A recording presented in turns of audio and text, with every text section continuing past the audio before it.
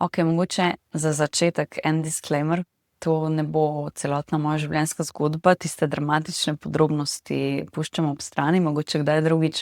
Rada bi govorila predvsem o tem, kaj se mi dogaja v zadnjem letu, čez res velike spremembe grem, kakšno poklicno življenje si želim, kaj z igralsko kariero in pa kaj še drugega ustvarjam. Tako da živjo, jaz sem Liza Marijina in vas lepo pozdravljam v svoji družbi. No, pred dnevi sem srečala enega znanca, ki skupaj sva hodila na akademijo oziroma v istem času sva jo obiskovala iz ene druge smeri. No, dal mi je en res pozitiven feedback in rekel: vidim, da ti nekaj objavljaš." Nekaj v tem stilu, no, da mi mora prav čestitati, ker delam to, kar si on ne upa, da se trudi razumeti, sicer ne razume, kaj bi jaz zdaj rada, pa kaj nekaj zdaj pa denar, ampak da se mu zdi super, da si upam. Tako da sem ful hvaležna v bistvu za en tak feedback, ker ko začneš delati neko svojo stvar, mislim, vsaj zame je to big deal. Zdaj, kdor misli, da to, da sem igralka, da mi olajša zadevo, ja, mogoče malo, mislim, nisem prvič pred kamero, ampak prvič res govorim o sebi in prvič delam eno res svojo stvar in tudi jaz gradim svojo kapaciteto za videnost. Ob tem grem čez velike odpore in tudi jaz imam tisti del sebe, ki ga skrbi, kaj bojo rekli drugi, ampak ga puščam ob strani in vseeno to snemam in delim z vami. Tako da ja, res sem vesela takih komentarjev, ker vem, da to vidi veliko več ljudi, kot komentira, veliko ene tišine ob tem in neke zadrege. Tako da sem vesela, da se najde ljudje, ki pa se izrazijo.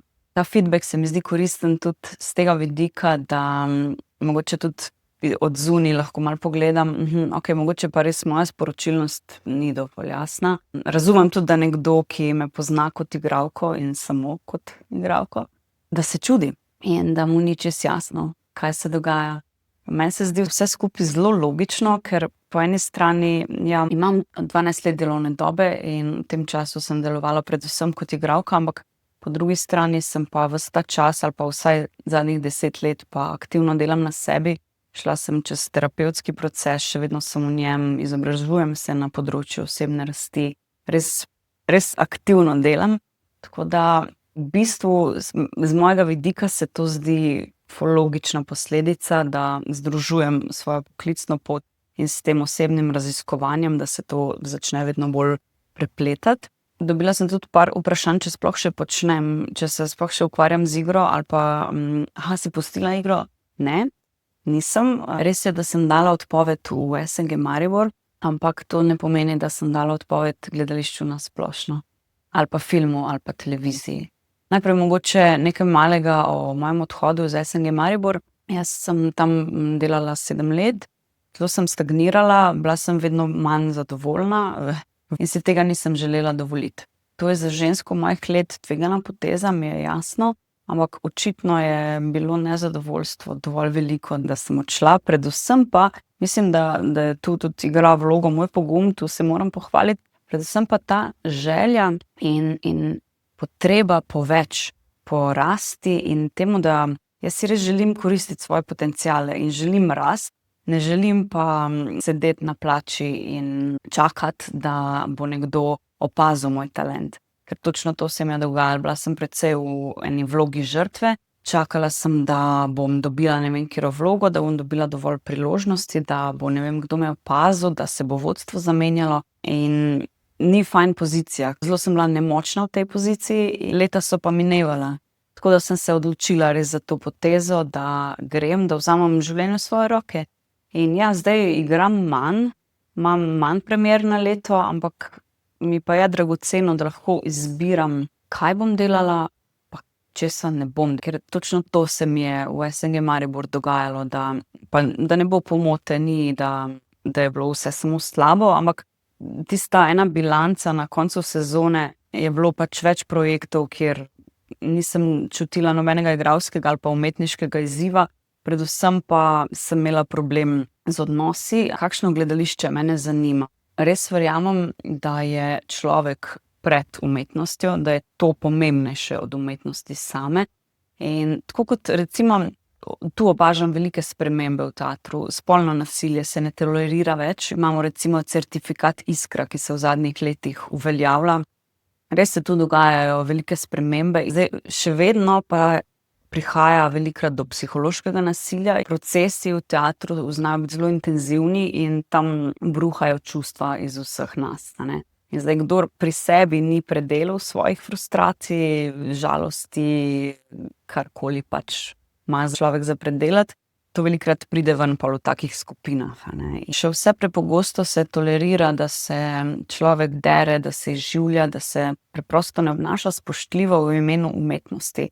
In res, ja, tudi jaz vidim, da kdaj ratajo dobre predstave, kljub temu, da odnos ni bil dober. Velikokrat pa sploh ne, velikokrat pa niti to ni vredno, ampak tudi, če ratajo dobre predstave, mene v bistvu to ne zanima. Res se mi zdi okolje, v katerem delam, vedno bolj pomembno. To je še ena točka, kjer se pozna cela moja pot. Vse to delo na sebi, teh 10 let, vedno bolj me vrača v stik sam s sabo in vedno manjšo toleranco imam do stvari, ki niso podporne zame. In velikokrat, tudi sama v preteklosti, sem znala za umetnost marsikaj potrpeti, pa rečeš, pa dobro, si bila živčna, ne, pa se tako obnašala, ampak na dolgi rok si tega res ne želim, ker me izčrpava. Želim si podpornih odnosov, podpornih delovnih okolij, kjer bom lahko kar se da kreativno. To mi je veliko pomembnejše od samega končnega produkta. Vsekakor pa si še vedno želim stati na odru pred kamero in nikakor nisem prekinila z ničemer od tega, ampak preprosto izstopam iz tega enega kroga odvisnosti od tega, ali bo nekdo opazil moj talent ali pa ali bo nekdo dovolj spoštljiv.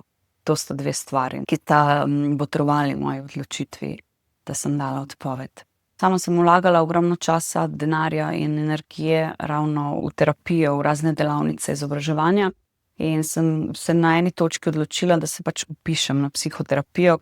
No, kar počnem zadnje pol leta, vidim, da me delo, kjer lahko ljudem pomagam rasti, res polni. In tega si v bistvu želim.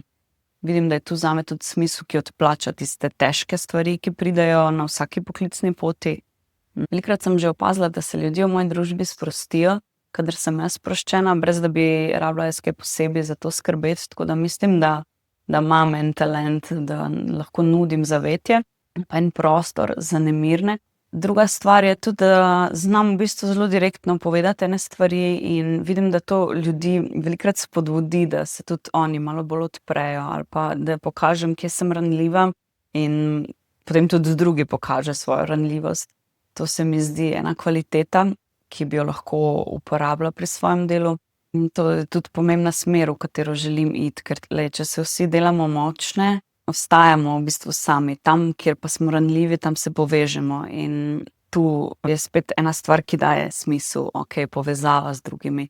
Ker tudi recimo v teatru velikokrat se ustvarijo ene take tesne vezi, pa en občutek povezanosti, ki pa ni vedno realna. Prek dela na sebi sem se jaz uspela zares povezati s sabo in vidim, da se pač ljudje, ki so na tej poti, delajo isto in zato se tudi z njimi lažje povežem.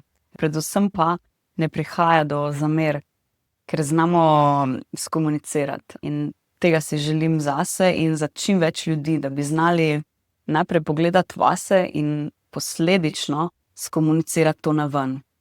No, zdaj pa smo pri avtentičnem izražanju. Glavni steber, ki ga poudarjam, je stik s sabo. Tu ne gre za neke trike, kako premagati tremo ali pa za retoriko ali pa za, ne vem, neke skripte, ki bi mi pomagale skomunicirati ne vem kaj. Gre preprosto za stik s sabo in to je tisto, kar omogoča, da jaz izražam resnico in to na en prijazen način. Hkrati pa me stik s sabo povezuje z drugimi, zato ker jaz, kadar nisem v stiku s sabo, bom šla pa bom, ti to, pa oni ono, pa oni mi je kriv, ker bežim od te svoje ranljivosti. Če pa se postavim nazaj, meni je to, ja, to je, dobro, imam potrebo to pa to. Pa lahko stopim v stik in povem, moja potreba je to pa to, ali pa ne, tu je pa meja. Tu se meni zelo lepo poveže obe poti, o katerih govorim danes. Torej, izražanje ali pa Recimo, čisto logična poteza bi bila, da jaz grem pa naredim delavnico javnega nastopanja. Ampak to mene v resnici ne zanima. Mislim, jaz imam te tehnike govora, imam par trikov, kako premagati tremo, ampak v resnici se mi to niti ne zdi tako pomembno.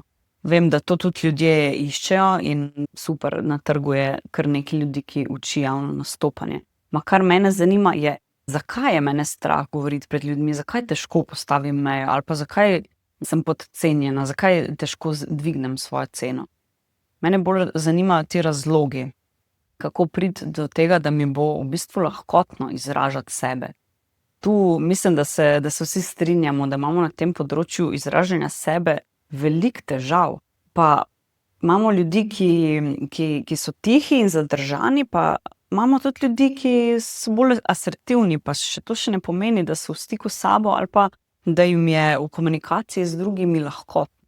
Tako da ja, jaz sem navdušena nad tem, kar ustvarjam. Mislim, zdi se mi super kombinacija, da združim izkušnje iz odra ali pa izpred kamere s tem, kar se učim na poti svojega celjenja. Mislim, da bi to lahko pomagalo veliko ljudem in sem v bistvu vznemirjena, da to še bolj predstavim svetu, da izpilim tudi svojo sporočilnost, da me boste bolj razumeli, hkrati pa, da si tudi naredim življenje po svoji meri. Ja, seveda ne bi rada nehala igrati, ne bi pa rada bila odvisna od tega, od bilo koje produkcije ali pa nekoga, ki me je opazil ali pa me ni opazil. To bi mogoče bila ena taka glavna lekcija za danes, ven iz vloge žrtve v eno odraslo pozicijo. Okej, kako si lahko ustvaril življenje po svoji meri? Pa da me ne bo izčrpavalo, da bom imela dovolj denarja za živeti, pa predvsem, da me bo podpiralo pri rasti in da bo to nekaj ekspanzivnega. Ker če pomislim, začetek poletja, preden sem dala odpoved, še enkrat so prišle ven tiste zasedbe, ki jih vsi čakamo, ne, v ansamblih. In občutek, ne vem, bom kar pokazala tako, ne. In pol, ko sem dala odpoved in pa mi je takole naredilo. In to na podlagi enega velikega zaupanja, brez da bi jaz imela ne vem kaj zagotovljeno za prihodnost. Predvsem na podlagi zaupanja v svet, pa predvsem pa vase, no, da bom že zmogla nekako to pot. No, upam, da sem razrešila kakšno nejasnost. Vabim vas, da spodaj napišete še svoje vprašanja. Tudi na splošno si želim več odziva na svoje vsebine, tistega izraženega odziva. Vabljeni, da se izrazite, da ne zadržujete več stvari zase, kar povejte, z veseljem pojasnim kakšno nejasnost. Do takrat pa se le vračajte v stik s sabo in ostanite v svoji družbi.